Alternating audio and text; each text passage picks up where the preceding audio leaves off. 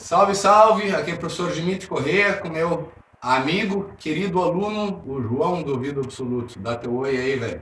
E aí, pessoal, se inscreva no canal se não é inscrito e ative o sininho das notificações e deixa muito coraçãozinho no chat e muito like. O pessoal tá perguntando por que eu tô com um lápis e um copo. Todos os objetos fazem algum som, eles têm um som. E a gente vai ver a capacidade do João de reconhecer esses sons que vêm dos objetos.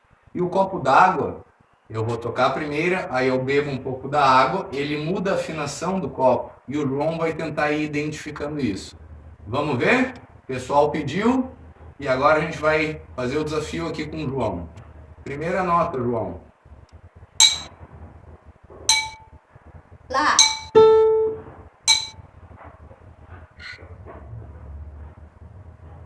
Segunda.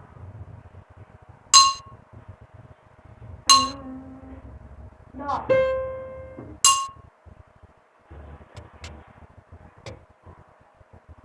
Terceira.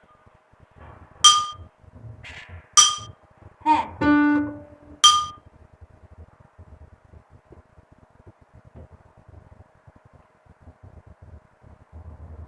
E o copo vazio, vamos ver a afinação deste copo. Mi bemol. Então, é fantástico. Duvido que tu tenha visto isso e assim a gente segue mais um vídeo da série do Vida Absoluto. Semana que vem deve ter entrevista, deve ir ao ar a entrevista com os pais do João, que vão falar um pouquinho sobre a rotina dele, como é que é, o que tem de positivo, o que tem de não tão positivo assim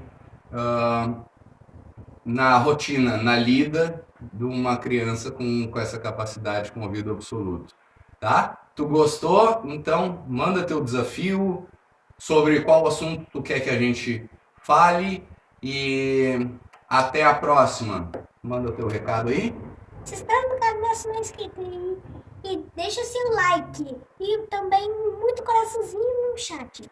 Gostou? Compartilha e deixa teu comentário. Bom Dia das Bruxas! Feliz Halloween! Até a próxima!